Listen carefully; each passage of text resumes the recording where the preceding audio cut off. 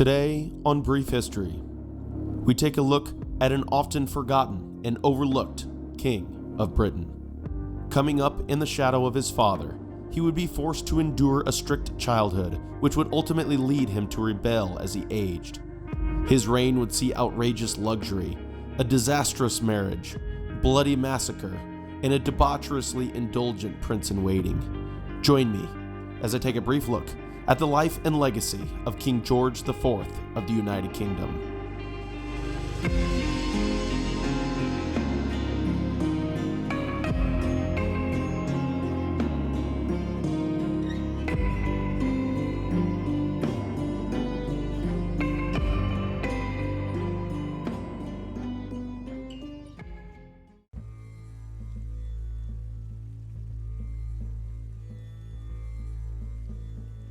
Prince George Augustus Frederick was born on August 12, 1762, at St. James's Palace in London, England. He was the son of King George III of Great Britain, and his mother was a woman named Charlotte of Mecklenburg-Strelitz. George would incredibly have 14 siblings, 12 of which would survive to adulthood, and some, but not all of these siblings, will come up throughout the rest of George's story. Initially, George's father, the king, had wrongfully been told that George was born a girl, and the king was delighted when he was presented with his eldest child, who was in fact a son. Soon after the birth, honors and titles befitting a prince and heir apparent were bestowed upon him, as he was made, most importantly, Prince of Wales shortly after his birth. His royal governess was initially a woman named Lady Charlotte Finch, and under her care, George began to grow and learn as a child. By the age of 2, he was able to formulate words and responses, and by the age of 5, he was able to write to a degree. He was said at this time, around 5 or 6 years old, to have displayed promising traits and was showing to be an intelligent and healthy child. He was given plenty of physical affection and praise by the women that looked after him in his youth, more so than his other siblings due to his status as eldest child and heir apparent. Although George's father treated all of his children lovingly when they were young children, especially his daughters, when the children began to age, his attitude began to shift, and George was eventually forced to endure a strict disciplinary schedule of learning that his father hoped would keep George on the straight and narrow. Many of George's siblings would also experience this type of strict upbringing, but as we will see, this attempt at morphing George and his siblings' character by the king would be far from successful. He and his eldest younger brother, Frederick, the future Duke of York, were placed under tutors in the Dutch house at Kew Palace to begin their strict education under a man named Robert Darcy, Earl of Holderness, who was made George's governor. George and his brother were taught languages, which included German, French, and Italian, along with many other subjects, which of course included religion, George being raised in the Protestant Anglican faith. Government, law, math, history, and philosophy were also included in the mix, along with music, fencing, agriculture, and boxing. Although George's father continually pressed him to maintain a high moral standard, within a short amount of time it became clear that George was not turning out the way that his father had hoped, as he was becoming gluttonous and proud at this early stage in his life. His father attempted to remedy this by removing any outside influence from George and his brother, and insisted that he and Frederick be put through rigorous training and discipline, which would ultimately see George and his brother beaten when they stepped out of line. The strict lifestyle that was being forced upon George began to drive a wedge between the prince and his father the king, which unfortunately, as we will see, would manifest itself in ways that confirmed the long-held tradition of Hanoverian kings being at odds with their sons and heirs. George's great-great-grandfather, the first Hanoverian king George I, disliked his son George II, and George II disliked his son, Prince Frederick, the father of George III, and George III would find his eldest son and heir often the bane of his existence.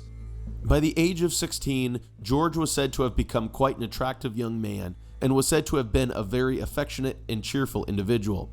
His personality is something we will touch on shortly, but it is important to note at this point that George's personality and mannerisms were developing fast. As time continued on, George and his brother became even more disgruntled with their situation, as the structured and monotonous life of all work and little to no play left the brothers bored and wanting. By the time George turned 18, he was ready to break free from his shell, and much to his father's despair, he would do so in the most outlandish ways.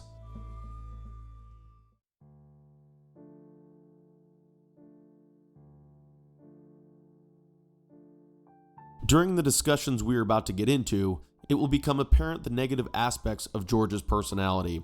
So before we get into a chronological walkthrough of the events of his life and reign, it is important to touch on some of the good aspects of George's personality that he would be praised for during his life, in order to not paint too negative a picture of the prince and future king. First off, George was a passionate lover, many times, as we will see, to a fault. Unfortunately, although he would go to the ends of the earth to see that his love interests ultimately gave in to his advances, we will see that this passionate enthusiasm would many times wear off quickly, which would cause George to grow bored and move on to the next fling. George was also certainly a kind spirit at heart, and was quite sensitive in many ways. As he grew, he would develop the ability to put people at ease around him, and became quite affable and charming to many who knew him well. Perhaps his most famous displays of kindness were related to his interactions with animals and children. He loved animals and detested animal cruelty, and would over his life make friends with some of the first people to actively oppose animal cruelty in law. He kept many exotic animals for his own pleasure, and was said to have treated them kindly and grieved at their death. He was also extremely generous and kind with children, one of which would eventually be his niece, Victoria, who will be discussed in time. Furthermore, George recoiled at the thought of capital punishment, and tended to prefer leniency for those convicted of crimes. Although he could be incredibly friendly, sometimes he would be friendly and fun-loving to a fault, which many times affected his reputation negatively as a result, as George was a partier and partied hard. Nevertheless, despite the positive aspects of his personality, the surely deserved unpopularity that would ultimately come his way for reasons we will eventually discuss, is what George has been remembered for the most part, which was true in his time as well. His faults, some of which we have just scratched the surface on here, will be discussed throughout his story, and as stated previously, will become glaringly obvious as we move forward. So with that being said, let us continue on to the rest of George's story. When George turned 18, it was decided that he would get his own establishment, although he was not granted an income and did not have his own separate household. He had his own staff, but was kept under the watchful eye of his father at Buckingham and Windsor. Around this time, his main childhood companion, Prince Frederick, his younger brother, was sent to Hanover to begin his military training. This unfortunately removed from George perhaps one of the few individuals that may have been able to keep him down the straight and narrow, and after this, George's mind began to wander tremendously. He soon began to mix with people who his parents disapproved of, and began to be influenced towards vice and excess. Some of these people were George's paternal uncles, brothers of the king, who did not have the best reputation, nor were they particularly upstanding individuals, at least in George's father's mind. George had also by that time been growing especially fond of the opposite sex, and had begun to implement his modus operandi with regard to achieving success with women that he was pursuing. One of the first of many aggressive pursuits of women for George began when the prince attempted to woo a young actress named Mary Robinson, although this was certainly not the first woman he had fallen for. He began to write her non-stop, every day in fact, and did things that he thought would endear her to him, like sending her a lock of his own hair to keep as a keepsake with a message to be redeemed.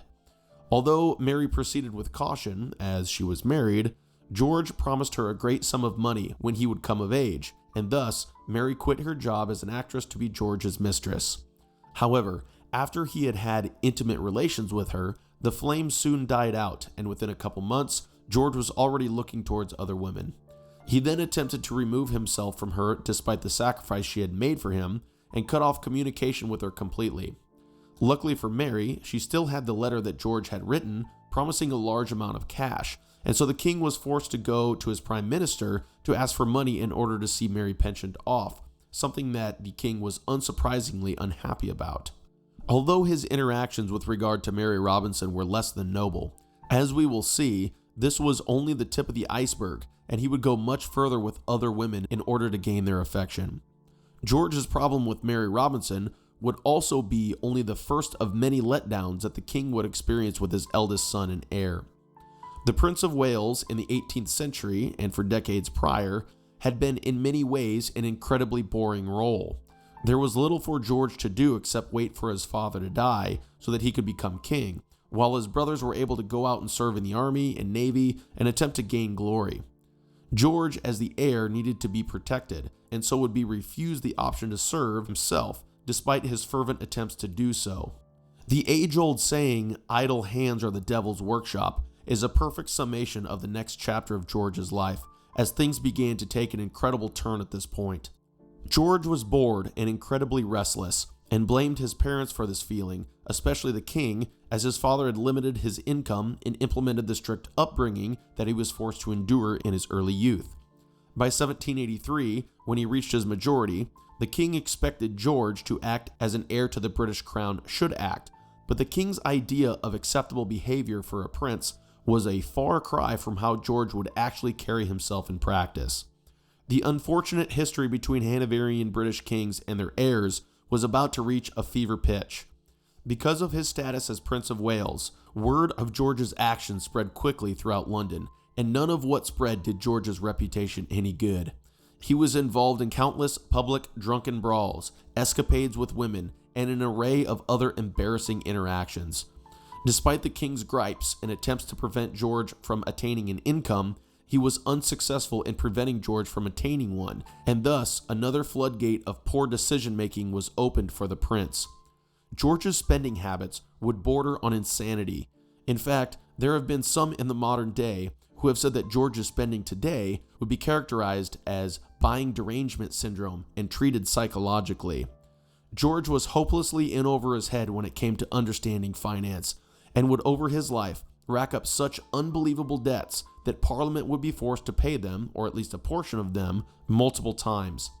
To put into perspective, George, over his time as Prince of Wales, would spend money to the tune of hundreds of thousands of pounds on luxury items and buildings at his palaces, some of which he would eventually destroy, despite the fact that in the 1790s, only about 3% of families enjoyed an annual income of £200 or more. It would not be a good look for George, and as we will see, it would play a large role in his unpopularity with the populace. George continued to mix with unsavory characters, drink heavily, eat gluttonously, gamble incessantly, spend frivolously, and live an all-around life in the fast lane, moving from one mistress to the next. It wasn't long before George began to take up company with his father's political rivals, especially a man named Charles James Fox, a so-called Whig politician who sided with the American colonists in the American Revolutionary War that was going on in the late 1770s and early 1780s. This was very unsettling for George's father, as Fox was not just a political rival, but to a degree, a sworn enemy of the king. After the loss of the American colonies, the prime minister at the time, a man named Frederick North, was allowed to resign, and he was replaced by a government that had included Fox, to George's father's chagrin.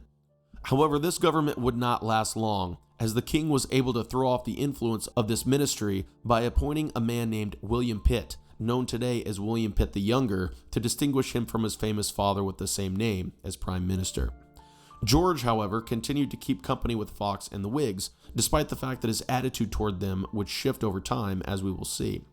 Unfortunately, George had put himself between a rock and a hard place, as his reckless spending had put him deep in debt, and the only person who could reasonably remedy this, at least quickly, was his father in Parliament. He and his father, the king, of course, were not on remotely good terms, so it was going to be a difficult uphill battle when it came to discussing money with the king. George began to request to go abroad, which was denied, in part because George claimed that his financial troubles were getting too out of hand.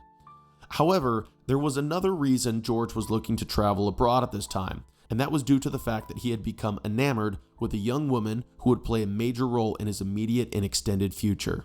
This woman was twice widowed, had a reasonable income, was 6 years older than George, and had recently returned to England after her second husband's death. Her name was Maria Fitzherbert, and in typical George fashion, he set about attempting to woo her at all costs, and in incredible ways after he determined that he wished to have her. There was a major problem, however. She was Catholic, and a devout one at that.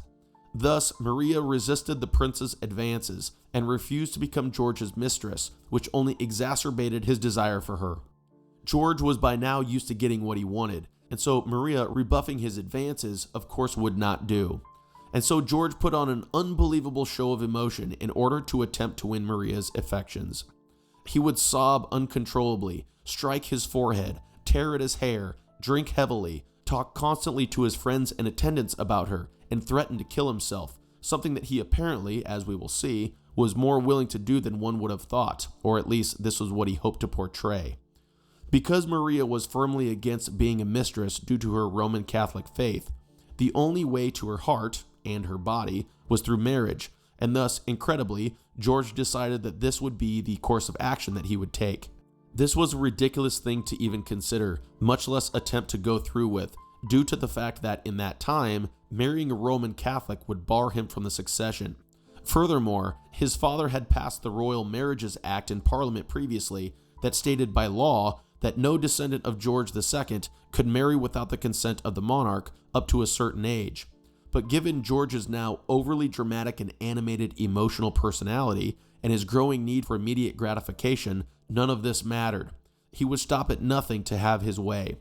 However, Maria was not on board with marrying George, and thus she decided that she wished to return to the continent to remove herself from the advances of the prince. What George did next sounds like something that one would read from a fantasy novel, although exactly what happened remains a bit muddy to this day. In a desperate attempt to prevent Maria from leaving for the continent, George either stabbed himself or had himself bled and ripped off the bandages and covered himself in blood in order to draw forth sympathy from his love interest. Maria was summoned to his bedside, where she found George covered in blood and in a very sorry state. Maria, taken aback, agreed to marry George on the spot, although she soon recanted after leaving George's presence and did indeed travel to the continent. Thus, George's desires to travel abroad, discussed previously, may have been about money problems to a degree, yes, but his attempts to woo Mrs. Fitzherbert was most likely the main reason he wished to go. Maria's departure did not stop George's attempts to convince her to be his wife, and he continued on with his pursuit of her unabated. George began to write her, as he had done with previous women, non-stop, and at times again threatened suicide if he could not be with her. Finally, after a year of badgering from the prince, Maria finally relented and agreed to be his wife. She returned to Britain, and they were secretly married in December 1785 by a clergyman who had been sprung from a debtor's prison in order to perform the ceremony so that his debts may be paid. Although for Maria, and in the eyes of the Catholic Church, the marriage was valid, under English law the marriage was not valid, and therefore this gave George a degree of freedom from responsibility to a degree. George had finally gotten his way, and the pair were inseparable in the first months of their marriage, and were said to have been indeed quite happy by all accounts. Unfortunately, although George had found a reprieve from grief in his love life, his financial woes were still looming large over his head, and he needed to address them. Unfortunately, he found his father, the king, as obstinate as ever. Therefore, George decided to take his new bride, and intent on economizing and living under his means, traveled south to a place called Brighton, where he and Maria lived quietly in the early part of 1786, despite the difficulty George experienced in attempting to prevent himself from spending. George, when his establishment and income had finally been granted, was given Carlton House, which he began to update and would continue to update for over 30 years, spending lavishly on almost every aspect and little detail of this new residence. This spending was mostly to blame for George's financial woes, as he never really paid attention to what his craftsmen were charging him, and massive debts began to be racked up. This began to be unsurprisingly criticized, not only by the king, but by others in Parliament and throughout the realm as well. Nevertheless, George continued to spend irresponsibly on Carlton House, but this would not be the only place that George spent outrageous sums of money on. George in his youth had traveled to Brighton, and he seemed to have really enjoyed the location as it gave him a much-needed escape from his monotonous London life. By 1786, after he had married Maria Fitzherbert, he had decided to have one of his servants find him a home there. A property was found and purchased for him, and although the property that was purchased at the time was a mere small farmhouse with a view of the coast, over time, as was the case with Carlton House, George would spend lavishly on this property as well. He would eventually develop this property into what is known today as Brighton Pavilion, an interestingly architecturally out-of-place palace in Britain due to it being built in the Indian style. It was here at Brighton that George lived with his wife after leaving London and attempting to prevent himself from going further into debt. However, George over time grew determined to bring forth his financial problems to Parliament in hopes that Parliament would be more open to paying his debts than his father was. Unfortunately, his Whig friends, like Charles James Fox, were concerned that if George's financial issues were brought forth in Parliament, question about his relationship with Maria Fitzherbert would arise as well. This was concerning due to the fact that George's marriage to Maria, if it was discovered, would be disastrous to the Whig opposition's cause. Nevertheless, these reservations did not prevent George from finding a way to get the topic brought up in Parliament, and Charles James Fox, after being reassured by George that he had not yet married, defended George in Parliament to the point that some of the prince's debts were agreed to be paid. He was granted £161,000 to pay off his debt and an additional £60,000 to finish his renovation of Carlton House. George and Maria continued to spend much of their time in Brighton, but events were about to take an interesting turn for the young prince. In October 1788, George's father relapsed into a bout of mental illness that was to greatly affect George and indeed his entire family. The king had previously, in 1765, experienced what many believed to be a short bout of this illness, most likely a severe case of manic depression, aka bipolar disorder, but in 1788 the symptoms had become much worse and were persisting longer. The king began to act erratically, speaking incessantly, discussing inappropriate topics, and at times turning violent to the point that he had to be restrained. A famous scene occurred when George went to dinner with the king and the queen and other family members, where the king became so agitated that he seized George's collar and slammed him into the wall, causing George to burst into tears. No one at the time was exactly sure what was going on with George's father, or if the king would ever recover from his illness, and thus it was decided that if he didn't, a regency would need to be formed to handle affairs in the king's absence. Of course, George was put forward as a possible regent, but so was the queen, and unsurprisingly, William Pitt the Younger was more keen on keeping control of the government and was reluctant to agree to a regency with George at its head because Pitt knew that George would most likely dismiss him and his government in favor of a Whig government. Furthermore, George's behavior during this time was said to have been very poor, as he was said to have brought around his friends to listen to his father's private rantings in order to gain attention for himself. George and his brother Frederick, the Duke of York, who had returned to Britain by that time, continued to side with the doctors who said that the king would never recover, whereas the queen sided with the doctors who believed that the king would recover in time. Believing that the king would never recover, the two brothers allegedly began to mock their sick father and were said to have actively been discussing how much they were looking forward to the influence and money they would soon be coming into. A regency bill could not be staved off forever, and William Pitt was aware of this. Therefore, he created a regency bill that would have seen George installed as regent, but his powers would be limited so that he could not dismiss the existing government, as he indeed planned to do at the time. Of course, George and his Whig friends were opposed to this, but ultimately this bill would never come into use, at least not at the moment. Before it had a chance to be implemented, the king's doctors sent word of his recovery. Although George's father was certainly on the mend, there was still some excessive talking and some erratic behavior here and there, but on the whole, it seemed that the king indeed was going to recover, and indeed he did. This brought forth great popularity for the recovered king, and in turn, great unpopularity for George and his brother Frederick, who the populace detested due to their actions with regard to their father when he was sick. George's extravagant spending habits also unsurprisingly offended the population as well, as he, after having massive amounts of his debt paid by Parliament, simply racked up more debts on an even larger scale. The press began to mercilessly, and perhaps rightfully, attack him and attempted successfully to bring George's private vice-driven life into the public sphere. George simply continued to engage in the behaviors that his critics were attacking him for and seemed to care little about his reputation. He continued in his drunken, womanizing, gluttonous ways, continued to spend outrageously, and continued to surround himself with the most despicable company. This was certainly a low point in George's time as Prince of Wales, but this would be far from the end of his unpopularity, for his life was about to change in a most dramatic way due to his eventual understanding that he must marry officially.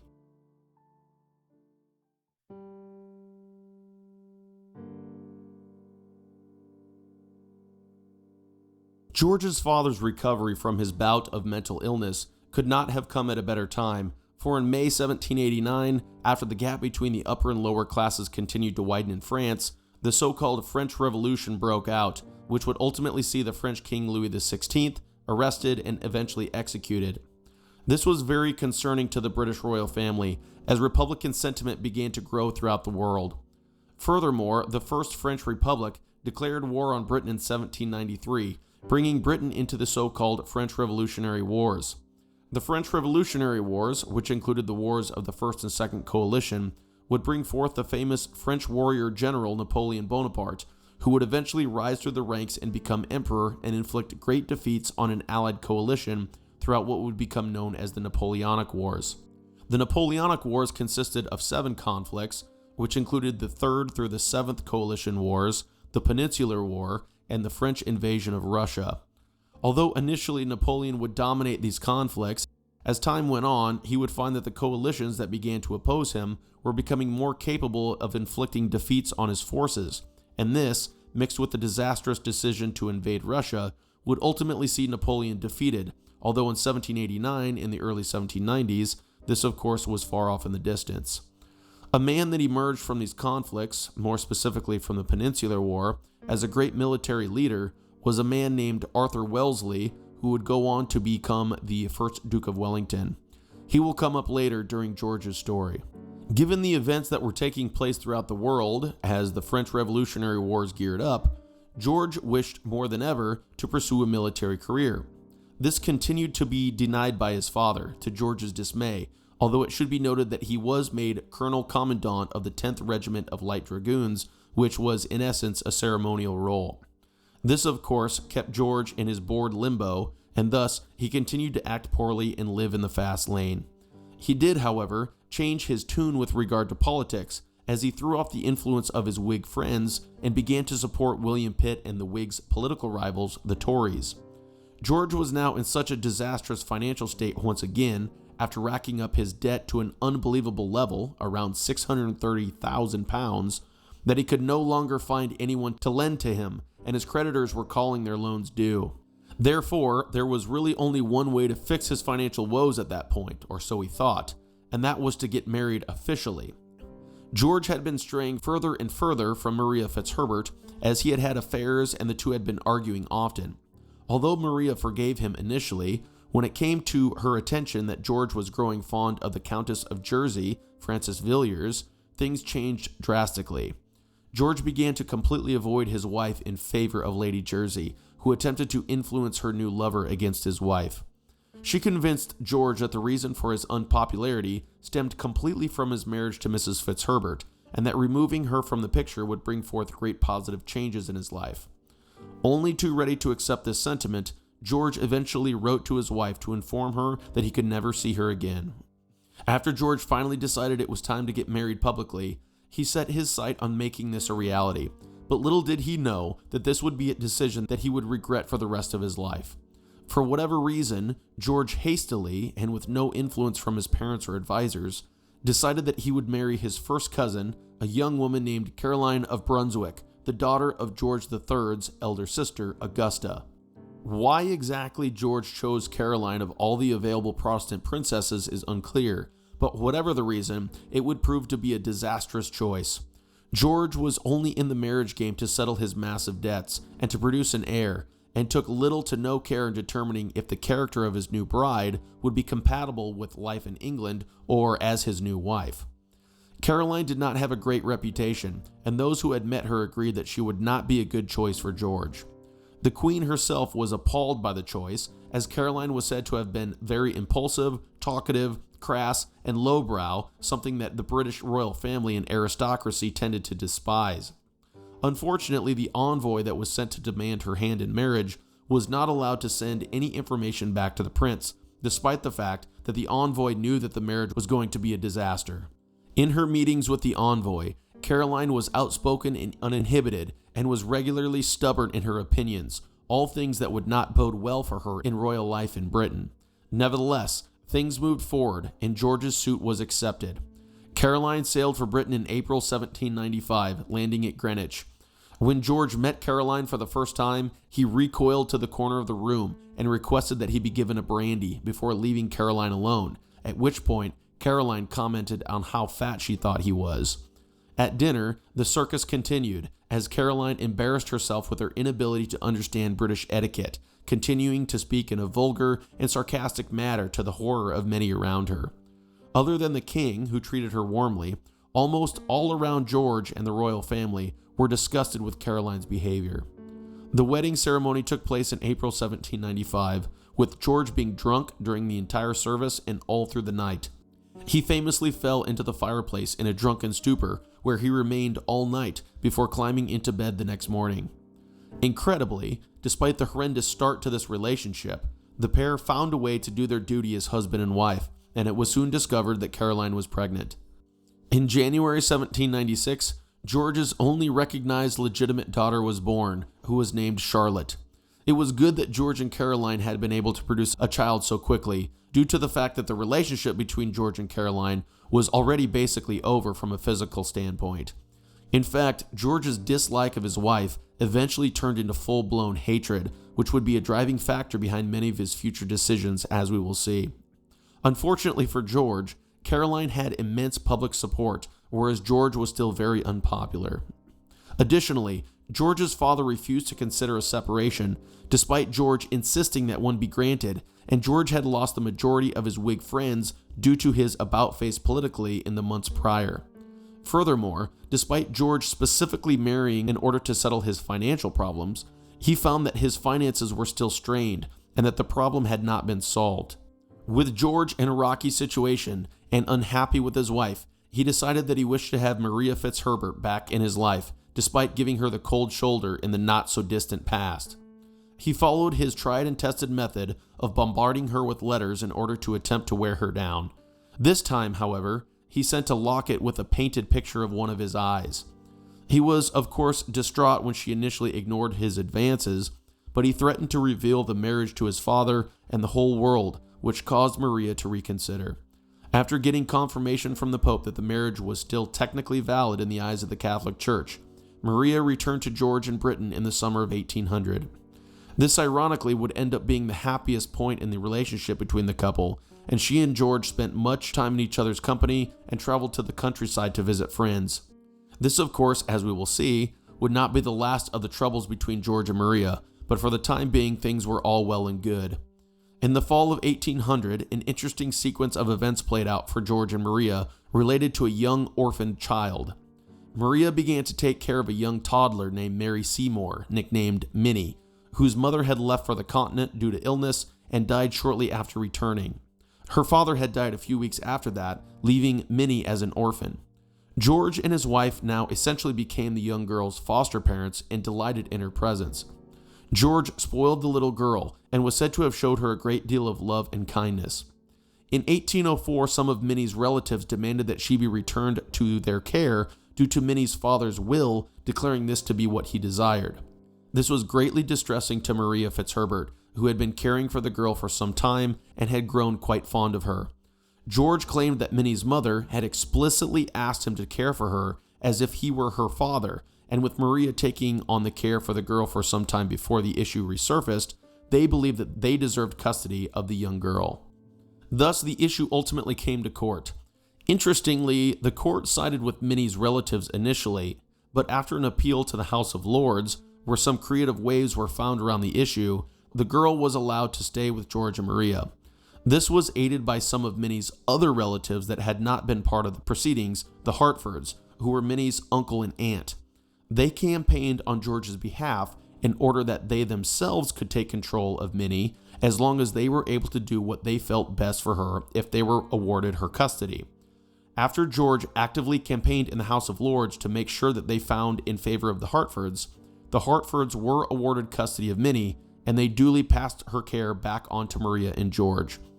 This was all well and good, and Maria was relieved that she could have her foster child back, but George's relationship with Minnie was in stark contrast to his relationship with his actual daughter, whose mother George continued to detest.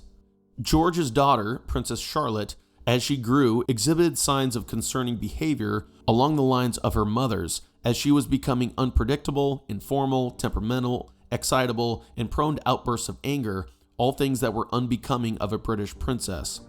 Of course, George's father, the king, loved his granddaughter, and Princess Caroline for that matter, and showed his daughter-in-law and granddaughter great favor. This, of course, continued to deteriorate the relationship with George. Nevertheless, George was determined that his wife, Princess Caroline, should have no part in their daughter's upbringing. Thus, Princess Charlotte was moved to Windsor, and her mother was only allowed to see her as a visitor. By this point, Princess Caroline's behavior was becoming well known throughout the kingdom, as her actions and poor choices were becoming notorious. She was very flirty and friendly with other men, which was something that could, and had, led to many issues for royal brides in the past. Scandals and rumors began to form around George's wife, and thus a commission was set up to look into Caroline's actions, something that was called the quote-unquote delicate investigation. In essence, an investigation to see if Caroline had been unfaithful to George. After reviewing the commission's findings, George attempted to seek a dissolution of his marriage in Parliament. Unfortunately, although there were no shortage of rumors, nothing could be proven, and he was unsuccessful in this, although the investigation did bring to the attention Caroline's detestable behavior to the king, who ultimately distanced himself from his daughter-in-law. For the time being, George was still lamentedly stuck with his wife, and she remained popular with the public. However, things began to change dramatically around this time, and these events would, as the years progressed, change George's life completely. George's father fell into another bout of mental illness after the Prime Minister William Pitt resigned over the issue of Catholic emancipation in Ireland. There had been an Irish rebellion in 1798, and the island had been boiling with discontent for some time. Although George's father had been successful in overseeing the Acts of Union of 1801, which formally absorbed the Irish Parliament into Great Britain's Parliament, officially forming the United Kingdom of Great Britain and Ireland, there still remained many serious issues in Ireland that needed to be dealt with. The island nation had long had a Catholic majority population-wise, but had been controlled for the most part in the decades and centuries prior by Protestant implants from Britain. Catholics had few rights in Ireland and could not serve in Parliament or the militia. Although the Acts of Union forestalled the Catholic issue for a time, as we will see, George would eventually be unfortunately forced to deal with the issue himself. Pitt resigning due to his desire to grant Catholics in Ireland relief, unfortunately sent the king into another bout of mental illness, although this would not be the only time that the king slipped back into this condition between 1800 and 1810.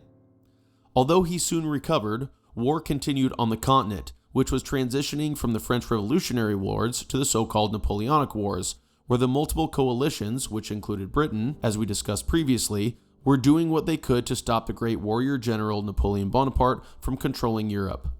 The French Revolution and Louis XVI's execution by revolutionaries seems to have, at least in part, frightened George, and this brought his political head down to earth over time as he began little by little to fall in line with his father's way of thinking politically. He especially, after William Pitt's death in 1806, was more responsibly interacting with the new government and their political circles, which of course was not necessarily something that George's Whig friends were happy about. Charles James Fox, George's father's nemesis, died the same year, and this seems to have been the nail in the coffin for the Whigs when it came to their influence with George. Although George had supported Catholic emancipation previously, he now began to agree with his father that Catholic emancipation should not be implemented, although he would ultimately be unsuccessful in deflecting the issue, as we will see. Despite the great lengths George went through to see Maria Fitzherbert reinstalled in his life, this was only a temporary fix to his emotional issues. After Maria had helped him recover from his disastrous marriage, George was ready to move on yet again to what he saw as greener pastures. His eyes now turned to Lady Hertford, who we remember had assisted George, along with her husband, in retaining Minnie Seymour. She initially rebuffed George's advances, but yet again, George turned to his tried and tested way of gaining sympathy from his love interests and fell ill, grew thin, and was bled often. Eventually, Lady Hertford also relented and gave in to George's advances, to the understandable disgust of Maria Fitzherbert. Although George had not been faithful to Maria since she had returned, the relationship with Lady Hertford, as was the case with Lady Jersey in the past, was different, as Lady Hertford was essentially becoming Maria's replacement, and Maria was well aware of this. Ultimately, despite her concerns surrounding Minnie Seymour, this would be the last straw for Mrs. Fitzherbert. She in time finally requested a formal separation, which George gladly granted. This would be the couple's final separation, as Maria would never see George again, although, as we will see, This would not be the last time she entered George's mind, and she will come up again briefly at the end of George's story. George was still an heir with little direction, unable to serve in the military, a hopeless romantic, and an unfortunate spender. But his time was quickly approaching, for in 1810, his father, the king, relapsed into his final and most debilitating mental episode, one that he would never recover from.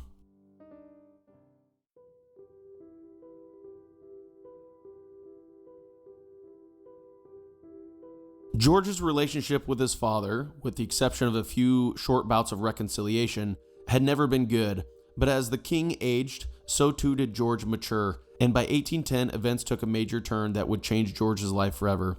George's father, as we recall, had had bouts of mental illness that had caused him to lose a grip on reality, and although when this had happened, it had been very concerning to many, the king always recovered eventually from his illness. From this, George had learned a valuable lesson.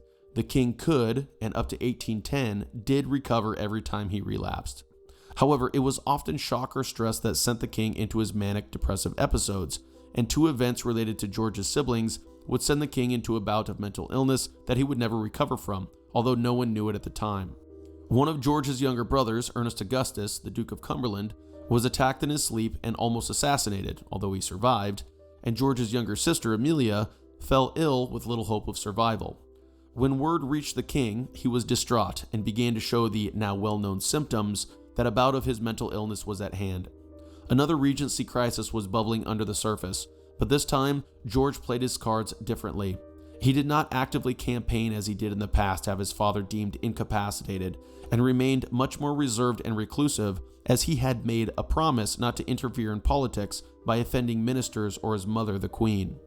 By the time George's father's illness had come about, the king had already appointed his last prime minister, Spencer Perceval, who continued to lead a Tory-dominated government. The Regency Bill that had been worked up in 1788 by William Pitt when he still lived, but had never been implemented, was resurrected and used as a basis for the upcoming Regency. Of course, Perceval and the Tories had all the same reasons to want to limit George's regency if they could, for they feared that George would simply sack all of them and replace his father's Tory government with a new government led by his Whig friends.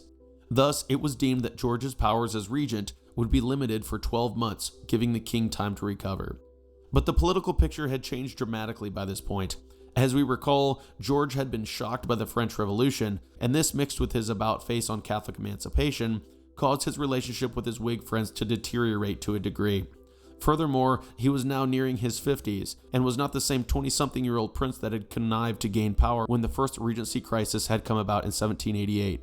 He now knew that the king could recover at any moment, and this, mixed with the fact that many of his siblings urged George to keep the Tory government in place, led him to declare that he would, indeed, keep his father's appointments in place if he came into power as regent.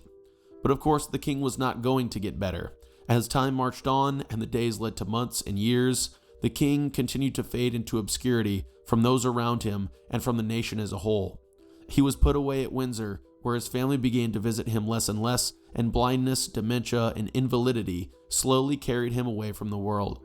In February 1811, George was finally sworn in as regent, as he took an oath of loyalty to his father and promised to faithfully execute the office of regent. Thus began a new exciting chapter of George's life. Time had not been kind to George, as although he had dropped weight at times, he was now extremely overweight and was still, unsurprisingly, in a massive amount of debt.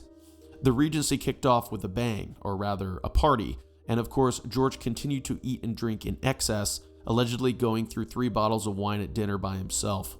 He also had developed a dependence on laudanum, essentially an opium extract, at times taking up to 250 drops a day. The war, or rather wars, against Napoleon were still raging on the continent, but Britain and her allies were gaining ground, especially thanks to the leadership of the Duke of Wellington. George continued to support his father's Tory government, to the dismay of his former Whig friends, but the Tories, which included Wellington, were prosecuting the war against Napoleon with success, and the Whigs were open to a peace settlement with Napoleon, which George did not want. Thus, the Tories remained, and would remain in power with George at the helm. In May 1812, the Prime Minister Spencer Perceval was assassinated by a commercial merchant who had been ruined by the war. Perceval was succeeded by a man named Robert Jenkinson, 2nd Earl of Liverpool, who would hold this office for the majority of George's tenure as regent and king. Unfortunately for George, he was under stress often in his new role, and this only furthered his drinking, eating, and spending. Even as regent, his debts amounted to over £500,000 still, and his unpopularity, due in part to this, was extremely high. Even after Napoleon's defeat and abdication, George remained an unpopular figure and was not credited with doing anything to secure victory on the continent. In fact, the British populace continued to look upon him as a drunken, emotional, cruel, and ungrateful son, prince, and husband. Visits by foreign leaders after the war's end did not go well, as George offended these leaders and found that they, not him, were the object of his people's affection while they were in Britain. Of course, the acclaims that George took the greatest offense to were the ones directed towards his despised wife, Caroline, who for the time being remained in Britain. Caroline's life in Britain, however, had been anything but easy, especially since the king, who had really been her only ally, fell into his last bout of mental illness. She had become very lonely and had little hope for her future, as her life became monotonous and boring due to the strict limitations that were placed on her. There were certain men, however, who were keen to take up her cause in order to use her as a political tool in Britain against George and his Tory government, and that is exactly what they did. Caroline was still being limited in her contact with her daughter, Princess Charlotte, and although Princess Charlotte was becoming more and more partial to her father, the princess still fought for and was successful in being allowed more access to her daughter. Given the limitations on her life in Britain, Caroline began to desire to move back to the continent, although she stayed put for the time being and continued to be a thorn in George's side. Nevertheless, in 1814, Caroline did indeed travel back to the continent, which was of course greatly pleasing to George. In June 1815, news reached George that his choice in keeping the war-capable Tories in office had finally paid off, after Napoleon made one last push for power in France, but was defeated once and for all at the Battle of Waterloo by Wellington and his allied armies. Although it was a glorious victory for the British, George was said to have been in tears when learning of the great losses that the British had sustained in defeating the former emperor and general.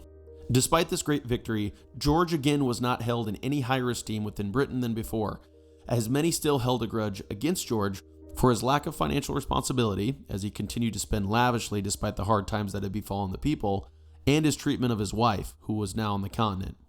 Although George's wife, Princess Caroline, had been and would continue to be a problem for George, his daughter, Princess Charlotte, was not making George's life easy either. She continued to exhibit many concerning traits that George wished to correct, although the relationship between the two had certainly improved dramatically. George had worked hard to set up a marriage for her to the Prince of Orange, William, who would eventually go on to become the King of the Netherlands, but Charlotte backed out of the engagement after getting cold feet, to the dismay of her father and indeed the Prince of Orange as well. She eventually married a man named Prince Leopold of Saxe-Coburg-Saalfeld, who Charlotte was said to have been very happy with. Unfortunately, things would not end well for Charlotte. She miscarried twice, as she and Prince Leopold attempted to continue the line of succession for Britain. This was important due to the fact that although George had 14 siblings, none had produced a legitimate child that could be seen as the heir to the British crown at the time. Thus, Charlotte's attempts at producing children were watched closely by the royal family. Unfortunately, Charlotte's third pregnancy would be her last. In November 1817, Charlotte went into labor for 50-plus hours and was delivered a stillborn boy. Although initially it seemed Charlotte was recovering well after her difficult delivery, she eventually experienced great pain in her stomach, fell into convulsions, and died. She was only 21 years old. George was abjectly distraught once news reached him of his daughter's death, as he struck his head violently and collapsed into his brother, the Duke of York's arms. There was great concern for his health, and his recovery from this event was slow and tedious. Although he did eventually recover, it is unlikely that George ever truly got over the death of his only legitimate daughter. Given George's inability and unwillingness to produce another child with his detested wife, his brothers now came to the forefront as the individuals who would be responsible for marrying and producing legitimate children who could inherit the crown. One of them, Prince Edward, Duke of Kent and Strathearn, would do just that, marrying and producing a daughter who was named Victoria in May 1819. She will come up again briefly during George's story. But George had serious problems at hand, and his unpopularity grew by the day, still specifically related to his spending. People were also becoming disgruntled with Parliament.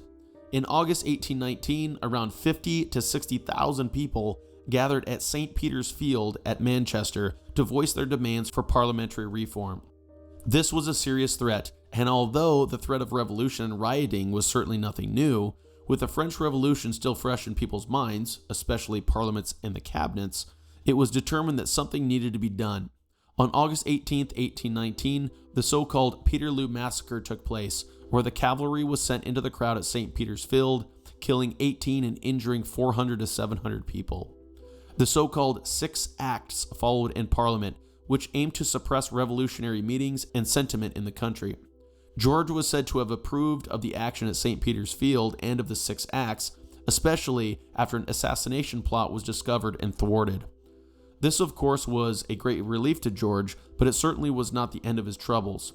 Word of Caroline's behavior had spread throughout the continent, and by that point, there were many who were disgusted by her actions. It seemed at times that she was acting so terribly that many believed she was doing it on purpose just to spite George and do what she could to embarrass him. She began to move around the continent before finally landing in Italy, where she set up shop to continue her wild ways. George, hoping to finally end his relationship with her once and for all, sent advisors to collect information on Caroline in order to attempt to break with his troublesome wife permanently. This Milan Commission, as it was called, being named for the city in modern-day Italy, was tasked with collecting damaging information that could be used against Princess Caroline in George's attempts to attain a legal and final separation. After over 80 people who had surrounded the princess had been interviewed, an immense amount of incriminating information was sent back to George, which gave him the confidence to attempt to attain the separation he desired. There was a high probability that Caroline had been adulterous in her behavior, especially when in Italy, and this would, so George hoped, be the smoking gun that could help him attain his divorce. However, Parliament would have to pass an act ratifying the separation, and Caroline's guilt would have to be proven if she would not confess to adultery, which of course she unsurprisingly wouldn't. She would have to be put on trial and found guilty of the actions she was accused of, but before this could happen, George's life changed dramatically once again. In January 1820, almost 10 years after his father had relapsed into his final mental illness, the old king finally died of pneumonia at the ripe old age of 81. George, now 57 years old, was finally the king of the United Kingdom of Great Britain and Ireland.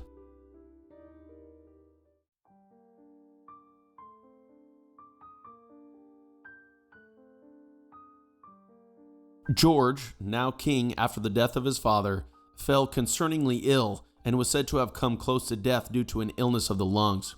Although he did recover eventually, he remained very concerned about his wife, who was technically now the queen, but was still referred to as Princess Caroline by George and his advisors. It was agreed by the government that, given her scandalous behavior and George's dislike of her, she should not be crowned with George when the time came. They hoped that Caroline, threatened by the evidence collected by the Milan Commission, would simply agree to a pension and remain on the continent indefinitely. But Caroline was hell-bent on doing what she could to, first off, claim what she believed was owed to her as queen, and second off, to stand up/annoy her estranged husband at all costs. Those who supported Caroline saw an opportunity to overthrow the Tory government and bring forth the Whigs as the dominant force in politics once again. After news reached her of her being excluded from the proceedings in government, she did indeed decide that she would return to England to defend her claims as queen and refused any bribes that were sent her way. She arrived in England via Dover in June 1821 and was greeted with joy and enthusiasm by the populace, who saw Caroline as clearly the victim and were not privy to the alleged detested actions that she had been involved in while on the continent. It was believed that any accusations levied against her were simply fabricated by George in order to discredit and attack a clearly innocent queen. Crowds flocked to greet her, and George's popularity, despite being so low for so long, somehow continued to decline, something that obviously enraged him. Because the person who Caroline had allegedly committed adultery with was not English, and the action had not taken place in England, treason charges could not be sought. Thus, a so-called Bill of Pains and Penalties was introduced in Parliament, which essentially became Caroline's trial. If she was deemed guilty, she would be removed as queen consort, and the marriage would officially be dissolved. The populace was in a frenzy and fervently supported Caroline publicly against George, who was satirized and mocked in the press. Although people were fervently supporting Caroline's cause, This, in reality, was not really true support for the Queen, as many people were less pro-Caroline and more anti-George. The fact of the matter was that George had been disliked for many years, and this was the populace's way of letting him know publicly what they thought of him. The support for Caroline was many people's cathartic way of taking out their anger on the new detested king. Unfortunately, the opponents of the bill were skilled in defending Caroline, and due to the bill passing with only a narrow majority in the House of Lords, something that clearly indicated that it had an almost 0% chance of passing in the Commons, the bill was thrown out completely. George, of course, was greatly angered and distraught at the bill's failure, but there was little that he could do. Despite this loss and failure to prove adultery, the government still agreed that Caroline's behavior was anything but appropriate and agreed that she would not be crowned in the upcoming coronation. When the coronation came, it was an unbelievably extravagant affair, perhaps the most splendid in the history of the English or British monarchy. George believed that Caroline would do everything that she could to ruin his glorious crowning, and he was not wrong. But Caroline's innocence verdict in her trial had allowed the country to stick it to George in a public way, and many had felt satisfied with this. Caroline and her supporters now began to show their true colors to the people, and they were less inclined to support her after her public victory in Parliament. Nevertheless, she did attempt to gain access to the coronation when it took place in July 1821. She was forcibly prevented from entering, and the doors were shut in her face, to her embarrassment. Sensing that she did not have the support that she previously had, she rode away defeated and depressed. Whether a coincidence or not, this experience seemed to have brought on a nervous illness, which Caroline treated with laudanum. By the time she returned home, she had grown sick to the point that she was vomiting. Her heart began to race and she began to experience great stomach pains. By the 8th of August, she became delirious and fell into convulsions, which soon resulted in death. George was finally rid of his nemesis. The relief that George felt was immense, and he had her body shipped back to Brunswick to be buried in her native land, safely away from him in Britain. It was a sad end to perhaps the most disastrous marriage in British royal history. After Caroline's body had been safely removed to the continent, George decided that his next major action would be to visit all of his realms, something that his father never did. He started by making a visit to Ireland, where he was more popular than he was or ever had been in Britain. He was said to have greatly enjoyed his time in Ireland and was welcomed by the populace with open arms. There was, however, serious trouble brewing there, which was part of the reason George wished to travel there in the first place. As we remember, Catholics in the country were a majority there, but had historically been subjugated by Protestant implants and had little rights within their country. They were not able to serve in Parliament or the militia, and these issues had already came to a head to a degree in George's father's time. We also remember that George's father had been forced to oversee the implementation of the Acts of Union of 1801, which had created the Kingdom of Great Britain and Ireland in order to forestall the trouble that was brewing in the island nation. This had merged the Irish parliaments into Great Britain's, and thus George's father hoped that the issue of Catholic emancipation that some of his ministers, which had included William Pitt, were pushing for would be forgotten. This was not to be, as the issue of Catholic emancipation still loomed large both in Britain and Ireland. George hoped that his travels to Ireland could smooth over the issues between Protestants and Catholics there, and indeed, with the warm welcome he received there and the great overall experience he had had, it seems that things had been handled. But as we will see shortly, this was not the case. After a rough and tumultuous return home, George's next stop in his travels was to Hanover on the continent, and he departed from Ramsgate in 1821. He traveled through Calais and stopped at the Waterloo battlefield, where the Duke of Wellington showed him where the major action took place. He then traveled on to Hanover and was crowned a second time there, as George's father, when he had still lived, had been elevated from Elector of Hanover to the King of Hanover. Thus, George was now the King of Hanover after his father had died. George then returned to Britain and stayed at Brighton until the new year. By this time, George had thrown off the influences of Lady Hertford in favor of a woman named Elizabeth Conyngham, something that Lady Hertford was unsurprisingly not happy with. Lady Conyngham would be George's final mistress, but the pair's relationship would be anything but happy as time went on. George had continued to eat and drink excessively and was growing ever more overweight and unhappy. He still suffered from many physical ailments, including gout and breathlessness, and was aging fast as he neared the age of 60. But even so, this did not prevent him from sailing to his northern realm, Scotland, where he landed at Leith. Here he was welcomed warmly as well, as he was the first king to have visited Scotland since Charles II. Upon his return to England, George would spend most of the remainder of his life at Windsor, as his health grew ever more precarious through the years. In fact, he grew reclusive and began to actively avoid public appearances, as he was keen on avoiding the public being able to scrutinize his physical condition. After his life of seclusion had begun, few people saw the king in public. He, of course, was still able to receive guests and ministers at Windsor, and often received his 7-year-old niece, Victoria, who was often taken to Windsor to visit her uncle. With the soft spot that George had always had with children, he delighted in interacting with his niece, who later in life often recalled her interaction with George after she became queen herself. As he continued his reclusive behavior, he also grew increasingly hostile and annoyed, as would be expected from someone suffering from the ailments that he suffered from.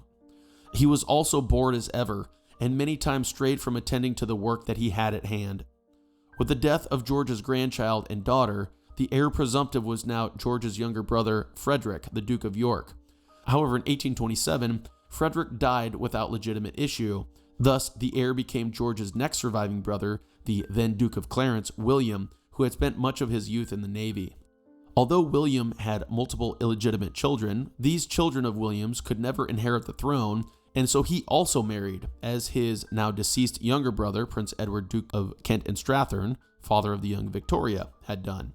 Unfortunately, William would be unable to produce any living children with his new wife, but he nevertheless remained the heir after his elder brother, the Duke of York's death. George's health continued to plague him, as his legs swelled and his eyesight deteriorated. He was often in pain and eventually found climbing stairs a difficulty. Furthermore, his relationship with his last mistress, Lady Conyngham, was rocky and continued to decline as the years progressed. It was clear that she had little affection for the ailing king, something that George was well aware of, but he nevertheless needed her company and so continued to deal with her increasingly negative attitude. Unfortunately, this would be the last of George's worries for a time, as a political storm was brewing in the British Isles due to the unsettled issue of Catholic emancipation in Ireland. The Prime Minister, Lord Liverpool, had been chronically sick and had a stroke in 1827, forcing him to be removed from office. The Tories by this time were divided, not only by the issue of Catholic emancipation, but also by the foreign policy of the Foreign Secretary, a man that George at the time greatly disliked, George Canning. Finding someone to lead the government and hold it together with these divisions was a difficult and distressing thing for George, who attempted to avoid the problem for some time. Of course, the Duke of Wellington, who had replaced George's younger brother, the Duke of York, as commander-in-chief, was potentially an option, but due to the fact that he had accepted this position within the army, he was not considered for the position of prime minister initially. George had greatly disliked Canning in the years past, and had actively worked against him in government, but since that time his attitude towards him had begun to cool, and thus George determined that Canning would be the best man for the job, and perhaps would be the only person who could bring forth a successful ministry given the divisions in Parliament. Canning accepted the premiership in April 1827, but was forced to turn to the Whigs, as many of the Tories, including Wellington, who resigned as commander-in-chief, refused to serve in a Canning-led government. This was a disaster for George and for the crown. George, by turning to the Whigs through Canning, now offended the Tories, who had led he and his father's government in the decades past. But we remember that George had once been a great friend of the Whigs during his youth, and at the time of Charles James Fox, and had turned his back on them when he had come to the throne. Therefore, the Whigs were not his allies by any stretch of the mind either. Unfortunately, although the decisions that George was forced to make in these circumstances were difficult ones to make, Canning's appointment would ultimately lead to George losing almost all influence in government, as he had offended both sides of the political spectrum. Furthermore, Canning's government would ultimately come to nothing, as only 4 months after his appointment, Canning fell ill and died. It seemed that George would find no peace in his role as king as he declined into his final days.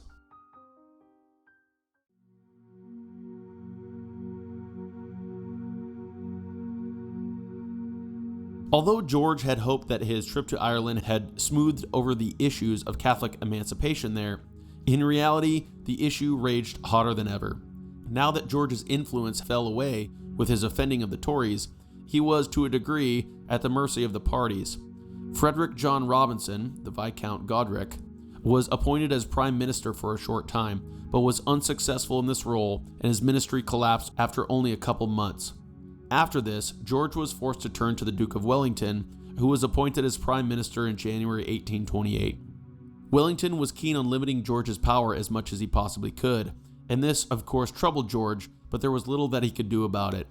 George, although sympathetic towards Catholic emancipation in his youth, had now hardened against the idea and fully took up his father's stance opposing emancipation in hopes of fulfilling his coronation oath to defend the Protestant Anglican faith. Unfortunately, although Wellington was certainly not a proponent of Catholic emancipation, he knew that the trouble brewing there must be dealt with, lest revolution and unrest rear its ugly head once again. Despite the growing tension in Ireland, George refused to listen to any discussion on the topic of Catholic emancipation and was said to have been very skilled at turning the conversation from topics that he did not want to discuss. Nevertheless, the Duke of Wellington was persistent in attempting to bring George around to the idea of emancipating the Catholics, which George slowly began to realize was necessary. Although one of George's brothers, the Duke of Cumberland, made life difficult for Wellington by attempting to steer George in the opposite direction, George finally came around to the understanding that there would be no other way to prevent a major crisis in Ireland than by emancipating the Catholics. George begrudgingly assented to the Catholic Emancipation Act of 1829, which allowed Catholics to sit in Parliament. This was the last major event of the king's now inflicted life. George had been continuing to go downhill as his addiction to food, wine, and opium took a toll on his body. He was not necessarily altogether mentally either, as at one point he had pretended that he had fought at the battles of Waterloo and Salamanca. He was almost in a state of constant ill physical health, suffering from gout, bladder issues, and most concerningly, breathlessness. He spent much time in bed, remaining there until dinner time, and often read while overlooking the garden through his windows or was entertained by plays. Despite his poor health, he continued eating and drinking heavily, which only furthered his ailments. It was not long before he was suffering from severe breathlessness attacks and was unable to sleep unless sitting in a chair. George was understandably terrified by his breathlessness and refused to be alone, although he was said to have never complained about his mounting ailments and afflictions. He was forced to use a stamp instead of signing his papers, as the action of signing caused him too much pain and discomfort. He read his Bible, took communion regularly, despite not ever being particularly religious throughout his life, and continued to look forward to a day that he would recover. Unfortunately and unsurprisingly, George would never recover. On a June evening, George dismissed his servants and fell asleep in his chair, leaning on a table that had been put in front of him and holding the hand of an attendant. He woke up in the middle of the night and somehow sensed that something was not right, exclaiming to an attendant, "My dear boy, this is death," before he closed his eyes and sat back in his chair. At 3:15 a.m. on June 26, 1830, King George IV of the United Kingdom of Great Britain and Ireland, King of Hanover, died. He was 67 years old. His funeral took place a little less than a month later at Windsor, where he was laid to rest in the Hanoverian vault that his father had commissioned at St. George's Chapel. George remains in this vault to this day. The Duke of Wellington was one of the executors on George's will and made sure that George was to be buried in what and with what he had asked for. Before George was laid to rest for good, Wellington curiously opened a diamond locket that was around George's body. There, he found a miniature portrait of none other than George's first Catholic wife, Maria Fitzherbert. Maria was still alive, and although she had not had any sympathies initially for the man who had treated her so poorly multiple times in her past, and who had cried wolf sickness-wise so many times previously, she did, before George's death, write him one final time after learning of the seriousness of his sickness. George had read her letter emotionally and kept the letter close to him at all times. Unfortunately, given his actions towards Mrs. Fitzherbert, surely his only true wife in his mind at his death, the only comfort he could have of her as he expired were a locket and his memories of her. The life and reign of George IV is for the most part an unfortunate reign to reflect upon from almost all standpoints. George was not a popular prince, regent, or king, and did many things that compromised his stance in the eyes of the public. His womanizing was frowned upon, his drinking and eating duly noticed, his emotional and unpredictable behavior was galling, and his spending was abjectly detested. George is perhaps a textbook example of how a prince or king should not behave. But George's issues most likely ran much deeper than most people know. His father had had serious mental issues, and at points in his life, George exhibited bizarre behavior that led many to believe that George was not mentally well either. He also was most likely the product of his upbringing and situation. He was raised with little true affection from his parents after a certain age, and the rigorous and strict regiment of learning that was imposed upon him in his youth did not match well with his personality, and most likely gave him mental complexes that he was unable to cope with as he aged. This, mixed with the utter boredom that went along with being the Prince of Wales in the late 18th century and early 19th century, put George in a position that few would have thrived in. Nevertheless, George's actions were his own, and he deserves to be held accountable for the many errors that he made throughout his life. Perhaps the most positive things that can be taken away from George's reign come with an asterisk next to them. George was a kind-hearted dandy with a soft spot for children and animals, but it should be noted that he left many people that he claimed to love high and dry, not least of which Maria Fitzherbert.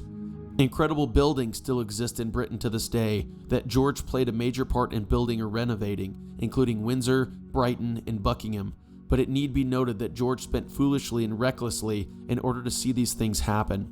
Lastly, Catholic emancipation was passed during George's reign, which granted freedom to many who had been being persecuted in Britain and Ireland for decades or even centuries, but it need be noted that George did not wish to see this happen and fought tooth and nail to prevent these things from taking place. There were few people who mourned George after his death, and despite his poor choices, this is an unfortunate realization to come to. But no matter how one looks at George, as an unfortunate prince and king who was the product of his circumstances, or as a vice-driven spendthrift who deserved all the criticism that came his way, it cannot be doubted that George's life and reign was unpredictable and interesting right through to his very last breath.